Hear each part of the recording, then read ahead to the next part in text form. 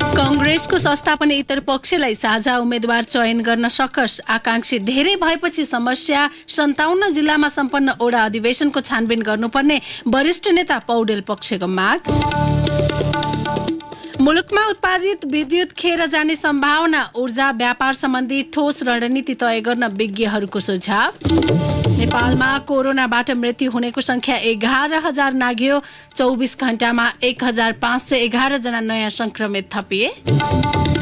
America, बेलायत र Australia बीच भएको परमाणु सम्बन्धी सम्झौताले चीन रुष्ट, क्षेत्रीय शान्ति र स्थायित्वलाई कमजोर बनाएको आरोप। र विश्व फुटबलको सर्वोच्च निकाय फिफाको वरियतामा नेपाल यथास्थानमा।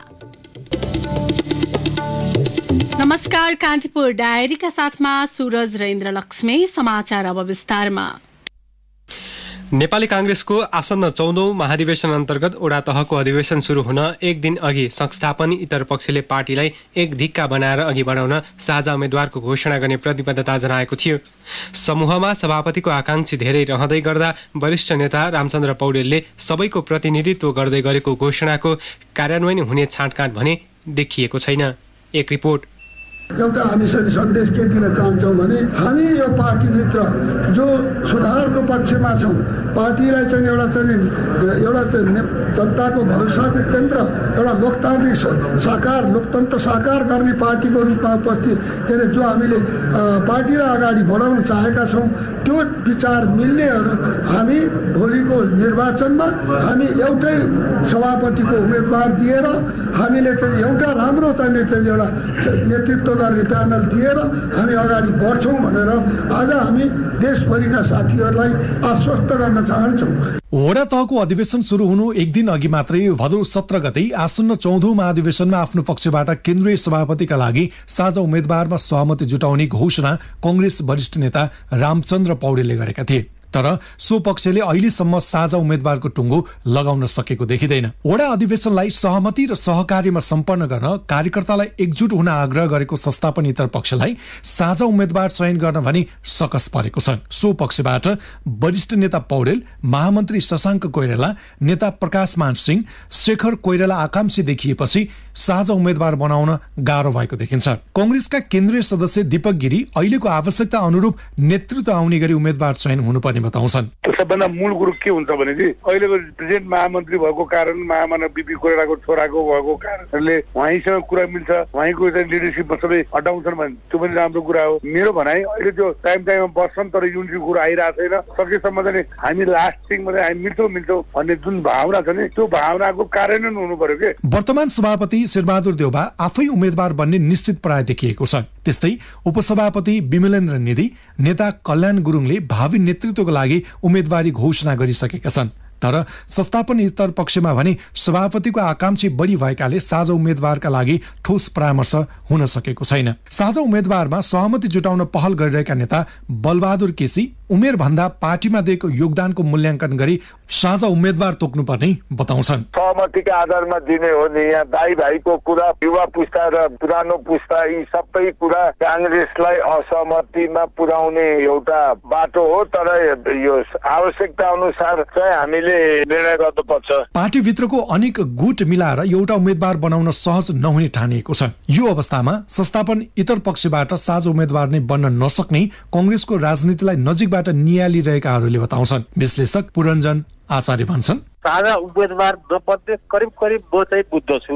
अब चाहिँ प्रयत्न थप होला जस्तो मलाई लाग्दैन। एक त्यसै कारणले गर्दा अब उम्मेदवार को हुन्छ अहिले घोषणा गरेका सबै उम्मेदवार हुन्छ फर्स्ट राउन्डमा, सेकेन्ड राउन्डमा चाहिँ त्यसपछि साझा उम्मेदवारको खोजी हुन्छ। सम्भवै थिएन जतिखेर यिनीहरू चाहिँ बसेका थिए तीनटा नेता पुत्रहरू पनि, त्यतिखेर पनि अब हामीलाई त चाहिँ विश्वास थिएन। मैले त बोलेको पनि थिएँ, त्यो दिवा शब्दै थियो। त्यो सभापति बाहेकका अन्य पदाधिकारीमा समेत सहमति जुटाएर उम्मेदवार दिनुपर्ने दबाव कांग्रेसको दुवै समूहलाई छ। स्थानीय तहको अधिवेशनमा विवाद चर्किरहेका बेला दुवै पक्षको ध्यान अहिले पार्टीको तल्लो तहमा आफ्नो वर्चस्व जमाउने होडबाजी छ। त्यसैले महाधिवेशन प्रतिनिधिको उपस्थितिले केन्द्रीय नेतृत्वको उम्मेदवारी र समीकरणलाई प्रभावित पार्ने कांग्रेसका नेताहरूले बताएका छन्। रेडियो कान्तिपुरका लागि सन्तोष गन्धर्व। यसैबीच नेपाली कांग्रेसको संस्थापन इतर पक्षले 57 जिल्लामा सम्पन्न वडा तहको अधिवेशन निष्पक्ष भए नभएको छानबिन गर्न माग गरेको छ।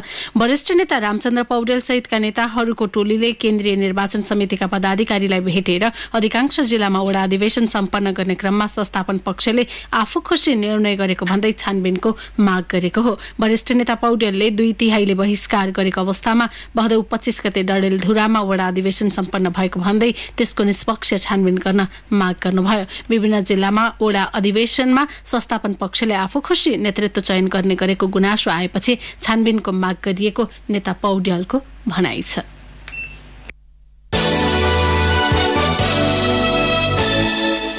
अब कान्तिपुर सविस्तार। कान्तिपुर सविस्तार। नेपाल र बंगलादेश बीच विद्युत व्यापार तथा आदान प्रदान गर्न डेडिकेटेड लाइन बनाउने सहमति भएको छ। दुई देश बीचको ऊर्जा सचिव स्तरीय बैठकले विद्युत व्यापार तथा आदान प्रदानका लागि प्रसारण लाइन बनाउने सहमति गरेको हो। दीर्घकालीन रूपमा विद्युत व्यापार गर्न प्रसारण लाइन निर्माणका लागि भारतलाई समेत राखेर त्रिपक्षीय सम्झौता गर्ने समझदारी दुई पक्षबीच भएको छ। मुलुकमा उत्पादित विद्युत पछिल्लो समय खेर जाने अवस्था सृजना भएसँगै सरकारले भारत लगायत बंगलादेशसँग ऊर्जा व्यापारको रणनीति तय गरेको छ। तर डेडिकेटेड प्रसारण लाइन र त्रिदेशीय सम्झौताका लागि ठोस आधार भने बन्न सकिएको छैन। विद्युत प्राधिकरणका अनुसार रातको समयमा अहिले कम्तीमा 200 मेगावाट विद्युत उपयोग हुन नसकेर खेर गइरहेको छ। रातिको समयमा उपयोग हुन नसकेको 200 मेगावाट विद्युत अहिले बेच्न सकिने हैसियतमा रहेको प्राधिकरणका कार्यकारी निर्देशक कोलमान घिसिङको भनाइ छ। 456 मेगावाटको माथिल्लो तामाकोसी निर्माणसँगै राष्ट्रिय ग्रिडमा अहिले 1800 मेगावाट विद्युत जोडिएको छ। तर मुलुकभरको माग भने मुस्किलले 1500 मेगावाट छ। नेपालको विद्युत खेर जाने अवस्था आएपछि प्राधिकरणले बर्खाको समयमा निर्यात र हिउँदको समयमा आयात गर्न सकिने गरी भारतको बिहार स्टेट होल्डिङ पावर कम्पनीसँग पारस्परिक मौसमी विद्युत आदान प्रदानको प्रस्ताव गरेको छ। यसअघि नेपाल भारत बीच स्वतन्त्र ऊर्जा व्यापारका लागि विभिन्न चरणमा छलफल भए पनि अपेक्षित परिणाम हासिल भएको छैन। यस्तोमा नेपाल बंगलादेश र भारत बीच त्रिदेशीय सम्झौता मार्फत विद्युत व्यापारको क्षेत्र विस्तार गर्न खोजिएको छ। ऊर्जा मन्त्रालयका सहसचिव एवं प्रवक्ता मधु प्रसाद भेटुवाल ग्रिन स्टेट ग्रिड बनाउने कुरामा साउथ एसिया रिजनमा भारतको सहमति छ। यतापट्टि सार्कको फ्रेमवर्क एग्रिमेन्ट अनि इलेक्ट्रिसिटीमा पनि रिजनल कस्टबाट इलेक्ट्रिसिटी ट्रेड हुन सकोस् भन्ने सोच चाहिँ देखिन्छ। त्यही भएर हामी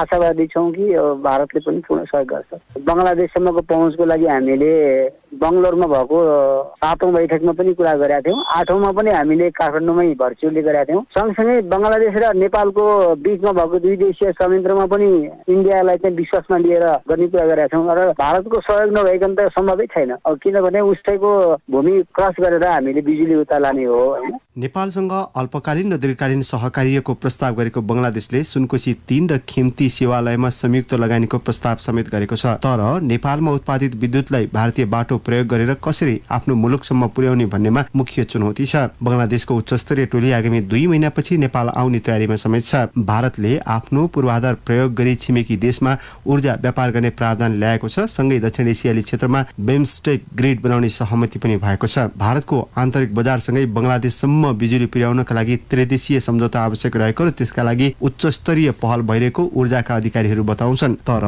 भारतीय सेन्टर इनर्जी अथोरिटी CEA को निर्देशिका नेपालको विद्युत व्यापारका लागि मुख्य बाधक छ। भारतीय लगानीमा सञ्चालित आयोजनामा मात्रै डेडिकेटेड लाइन प्रयोग गर्न दिने उसको नीति छ। भारतसँग ऊर्जा व्यापारका लागि प्रशासनिक सँगै राजनीतिक तवरमै उच्च स्तरीय वार्ताको आवश्यकता रहेको बताउँछन् पूर्व ऊर्जा सहसचिव प्रवीण अर्याल। नेपालको विद्युत चाहिँ भारत हुँदै भारतको प्रसारण प्रणाली हुँदै बंगलादेशसम्म लैजाने भन्ने कुरामा सैद्धान्तिक रूपमा चाहिँ त सबै सहमत नै छौँ। बंगलादेश पनि सहमत छ, भारत पनि सहमत छ, हामी त सहमत हुने नै भयौँ हैन। अब यसमा खालि के भन्दाखेरि प्रक्रियागत रूपमा चाहिँ अब यसलाई खोल्ने हो। उहाँहरूको गाइडलाइनले पनि प्रतिबन्ध लगाएको पनि छैन। अब यसलाई प्रक्रियागत रूपमा अब यो खोल्ने हो हैन। अब यो आउँदो अब नेपाल र भारतको सचिव र सहसचिव स्तरीय जुन अब संयन्त्र छ यो पावर ट्रेड एग्रिमेन्ट अन्तर्गतको चाहिँ अब त्यसमा यो थप विषय हुन्छ होला।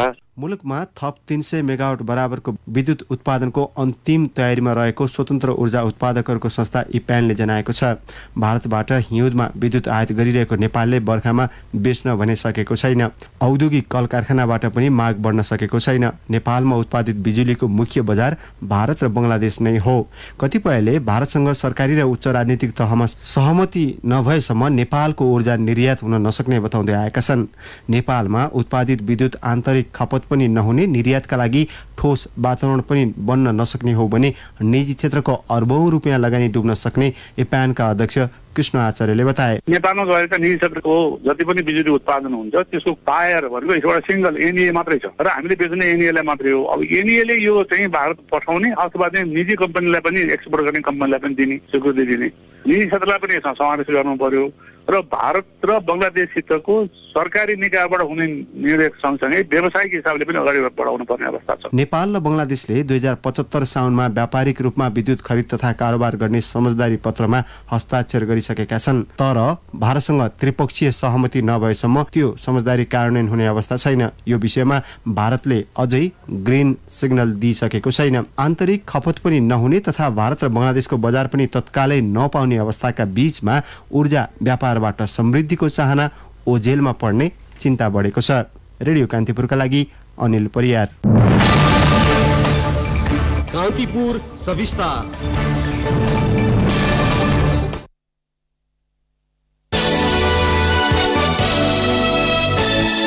नेपालमा कोरोनाबाट मृत्यु हुनेको संख्या 11,000 नागेको छ। पछिल्लो 24 घण्टामा थप 11 जनाको मृत्यु भएसँगै संक्रमणबाट मृत्यु हुनेको संख्या 11,102 पुगेको हो। यस्तै पछिल्लो 24 घण्टामा 1,511 जना नयाँ संक्रमित थपिएका छन्। स्वास्थ्य तथा जनसङ्ख्या मन्त्रालयका अनुसार 15,179 पीसीआर परीक्षणबाट सो संख्यामा संक्रमण पुष्टि भएको हो। सोही अवधिमा 1,689 जना संक्रमण मुक्त भएका छन्। मुलुकभर सक्रिय संक्रमितको संख्या 25,772 रहेको छ भने तीमध्ये 407 जना आइसियूमा र 128 जना भेन्टिलेटरमा उपचाररत छन्। कान्तिपुर डायरीमा अब ब्रेकको पालो। अमेरिका, बेलायत र अस्ट्रेलिया बीच भएको परिष्कृत रक्षा प्रविधि आदान प्रदान गर्ने एक विशेष सुरक्षा सम्झौतापछि अन्तर्राष्ट्रिय राजनीति खास गरी इन्डो पेसिफिक क्षेत्रलाई तरङ्गित बनाएको छ। सम्झौताले अस्ट्रेलियालाई औपचारिक रूपमा परमाणु ऊर्जाबाट चल्ने पनडुब्बी निर्माण गर्ने बाटो खोलिदिएको छ। अन्तर्राष्ट्रिय मामिलाका जानकारहरूले सो सम्झौता चीन विरुद्धको कदम मानेका छन् भने चीनले सम्झौताप्रति कडा आपत्ति जनाएको छ। एक सामग्री। इन्डो पेसिफिक क्षेत्रमा चीनले आफ्नो शक्ति र सैन्य उपस्थिति बढाइरहेको विश्लेषण भइरहेका बेला अमेरिका र बेलायतले अस्ट्रेलियासँगको साझेदारी रहने गरी विशेष खालको सुरक्षा सम्झौता गरेका हुन्। आर्टिफिसियल इन्टेलिजेन्स, क्वान्टम टेक्नोलोजी र साइबर संयन्त्रका विभिन्न पक्षलाई समेटिएको ओकस नामक सम्झौताले अस्ट्रेलियालाई पहिलो पटक परमाणु ऊर्जाबाट चल्ने पनडुब्बी बनाउने बाटो खुल्ला गरिदिएको छ। अमेरिकाले सो सम्झौतालाई एक ऐतिहासिक कदम मानेको छ। सम्झौतापछि राष्ट्रपति जो बाइडेनले भनेका छन्, आज हामी तीनवटा मुलुकबीच सहकार्यलाई प्रगाढ बनाउन अर्को एउटा ऐतिहासिक कदम चाल्दैछौँ, किनभने हामी सबैले दीर्घकालका लागि इन्डो पेसिफिक क्षेत्रमा शान्ति र स्थायित्व सुनिश्चित गर्नुको महत्त्वलाई बुझेका छौँ। परमाणु अप्रसार सन्धिको हस्ताक्षरकर्ता अस्ट्रेलियाले साउथ चाइना सीका केही क्षेत्रमा पनडुब्बी सञ्चालन गर्न पाउने भएपछि अमेरिका र बेलायतसँगको पछिल्लो सम्झौताले चीनलाई झस्काएको देखिन्छ। सम्झौताले परमाणु हतियारको प्रयोगलाई बढावा दिन सक्ने जनाइएको छ। तर अस्ट्रेलियाका प्रधानमन्त्री स्कट मरिसनले परमाणु सम्झौता विस्तार गर्न नयाँ सम्झौता नगरिएको दाबी गरेका छन्। यहाँ अस्ट्रेलियामा परमाणु सम्बन्धी हाम्रो नेतृत्वदायी जिम्मेवारीहरूको अभ्यास गर्न हामीले के गर्छौं भन्ने विषयको गहन परीक्षण समेत गर्नुपर्नेछ। तर मैले स्पष्ट गर्नुपर्छ कि अस्ट्रेलियाले परमाणु हतियार प्राप्त गर्न वा परमाणु क्षमताको स्थापना गर्न खोजिरहेको छैन। फ्रान्ससँग अस्ट्रेलियाले गरेको सबैभन्दा ठूलो प्रकृतिको रक्षा सम्झौता खारेज हुने गरी घोषणा गरेको ओकस नामक सम्झौताले विश्व राजनीतिलाई तताएको छ। अमेरिका, जापान, भारत र अस्ट्रेलिया बीचको क्वाड भनिने अर्को एउटा अनौपचारिक साझेदारीबाट झस्किएको बेजिङलाई इन्डो पेसिफिक क्षेत्र लक्षित नयाँ सम्झौताले थप आक्रोशित बनाउने देखिन्छ। अमेरिकाले इन्डो पेसिफिक क्षेत्रमा आफ्नो सामरिक उपस्थितिलाई पछिल्लो समय बढाउँदै लगेको छ। त्यसलाई संकेत गर्दै राष्ट्रपति बाइडेनले भने, हामीले यो क्षेत्रको वर्तमान रणनीतिक वातावरण र आगामी दिनमा कसरी विकसित हुन्छ भन्ने दुवै पक्षलाई सम्बोधन गर्न सक्षम हुनुपर्छ। गर्नुपर्नेछ किनभने हरेक मुलुक र समग्र विश्वको भविष्य आगामी दशकहरूमा स्वतन्त्र र खुल्ला इन्डो पेसिफिक क्षेत्रको स्थायित्व र समृद्धिमा निर्भर हुनेछ। युरोपियन युनियनबाट अलग भएपछि पेसिफिक क्षेत्रलाई लक्षित गरी ग्लोबल ब्रिटेन रणनीति अँगालिरहेको बेलायत नयाँ साझेदारीमा हातेमालो गर्न आएको विश्लेषण भइरहेको छ। बेलायती प्रधानमन्त्री बोरिस जोन्सन स्वयंले अमेरिका र अस्ट्रेलियासँगको सम्झौतालाई नयाँ अध्याय भनेका छन्। हाम्रो मैत्रीपूर्ण सम्बन्धमा हामीले नयाँ अध्याय सुरु गर्दैछौँ र यो साझेदारीको पहिलो काम भनेको अस्ट्रेलियालाई परमाणु ऊर्जाबाट चल्ने पनडुब्बी उपलब्ध गराएर सहयोग गर्नु हो। तर ती पनडुब्बीहरू परमाणु हतियार सहित सुसज्जित नभई परमाणु ऊर्जाबाट सञ्चालित हुनेछ भन्ने प्रश्न हुनुपर्दछ। अस्ट्रेलियासँगको आफ्नो सम्बन्ध पछिल्लो समय तनावपूर्ण बन्दै गएका बेला भएको नयाँ परमाणु सम्झौता प्रति चीनले कडा आपत्ति जनाएको छ। सो सम्झौताले क्षेत्रीय शान्ति र स्थायित्वलाई कमजोर बनाउने भन्दै चीनिया विदेश मन्त्रालयले अमेरिका, बेलायत र अस्ट्रेलियाको साझेदारीलाई गैर जिम्मेवार कदम भनेको छ। रेडियो कान्तिपुरका लागि अनिल बोगटी। प्रदेश 1 को प्रदेशसभाको 9औं तथा हिउँदे अधिवेशन असोज 22 गतेका लागि आह्वान गरिएको छ। प्रदेश प्रमुख सोमनाथ अधिकारीले असोज 22 गते अपराह्न 2 बजे प्रदेशसभाको हिउँदे अधिवेशन आह्वान गर्नुभएको हो। हिउँदे अधिवेशनमा मुख्यमन्त्री भीम प्रसाद आचार्यले प्रदेशसभामा विश्वासको मत लिनुहुनेछ।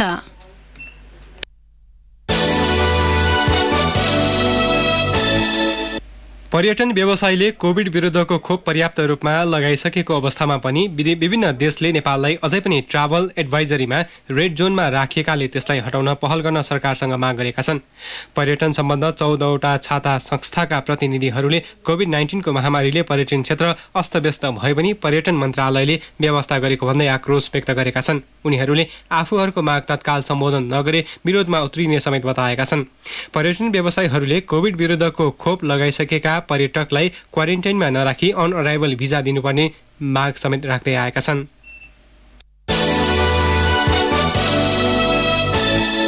कान्तिपुर डायरीमा अब कास्की डायरीको पालो।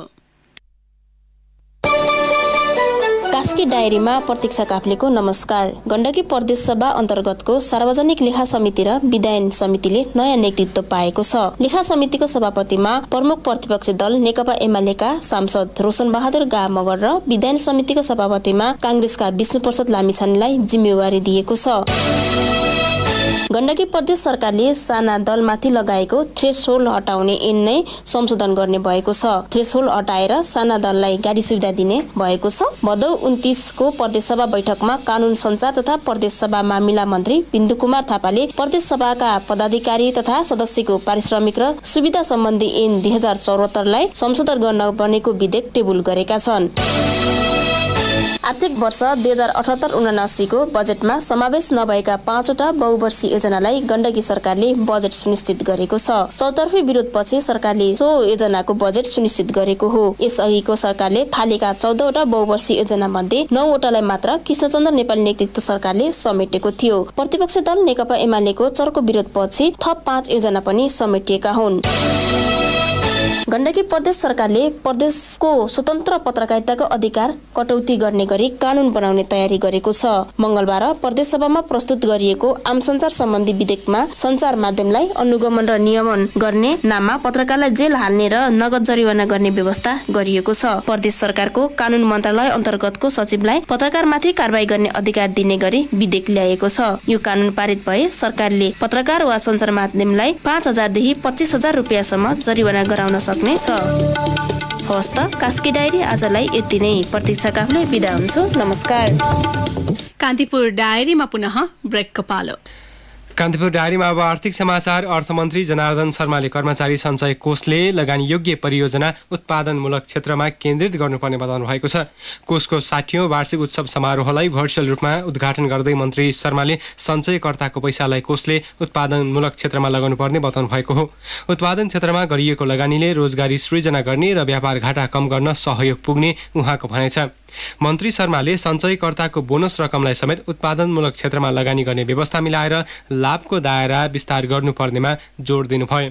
कोषले संस्थागत सुशासनमा ध्यान दिनुपर्ने र कार्य प्रणालीलाई अझै प्रविधि मैत्री बनाई सञ्चयकर्ताको लागि सहज वातावरण सृजना गर्नुपर्ने उहाँले बताउनुभयो। सञ्चय कोषको कुल लगानी आर्थिक वर्ष 2077-78 सम्म 4 खर्ब 36 अर्ब 54 करोड रुपैयाँ पुगेको छ। हाल सञ्चय कोषमा 3 खर्ब 98 अर्ब रुपैयाँ रहेको मौजदात छ। निवृत्ति भरण कोषमा 1 अर्ब 58 करोड रुपैयाँ रहेको छ।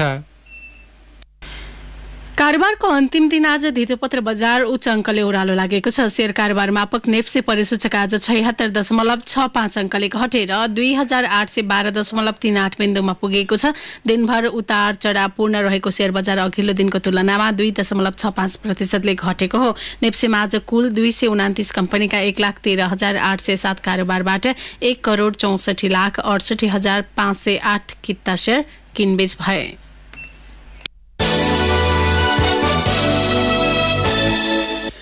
अब अन्तर्राष्ट्रिय प्रसङ्ग अन्तरिक्ष पर्यटनको औपचारिक सुरुवात भएको छ। प्रविधि सम्बन्धी अन्तर्राष्ट्रिय कम्पनी स्पेस एक्सले 4 जनालाई अन्तरिक्ष पर्यटकको रूपमा अन्तरिक्षमा लगेसँगै अन्तरिक्ष पर्यटनको औपचारिक सुरुवात भएको हो। स्पेस एक्सले इन्स्पिरेसन 4 मिसन अन्तर्गत अमेरिकाको फ्लोरिडा स्थित केनेडी स्पेस सेन्टरबाट 4 जनालाई अन्तरिक्ष यात्राका लागि पठाएको अन्तर्राष्ट्रिय सञ्चार माध्यमले जनाएका छन्। स्थानीय समयअनुसार बुधबार राति 8 बजे स्पेस एक्सको रकेट मार्फत उनीहरूलाई अन्तरिक्षमा पठाइएको हो। यो मिसनमा 38 वर्षीय अर्बपति जेरेड इज्याकम्यानले लगानी गरेका छन्। अन्तरिक्ष पर्यटन यात्रीले अन्तरिक्षमा 3 दिन बिताउनेछ। स्पेस एक्सको ड्रागन क्याप्सुलमा रहेका उनीहरू पृथ्वीदेखि 563 किलोमिटरको उचाइमा छन्। यो उचाइ अन्तर्राष्ट्रिय अन्तरिक्ष केन्द्र 100 किलोमिटर माथि हो। उनीहरू शनिबार पृथ्वीमा फर्किनेछन्। मिसनमा करिब $200 मिलियन खर्च हुने बताइएको छ।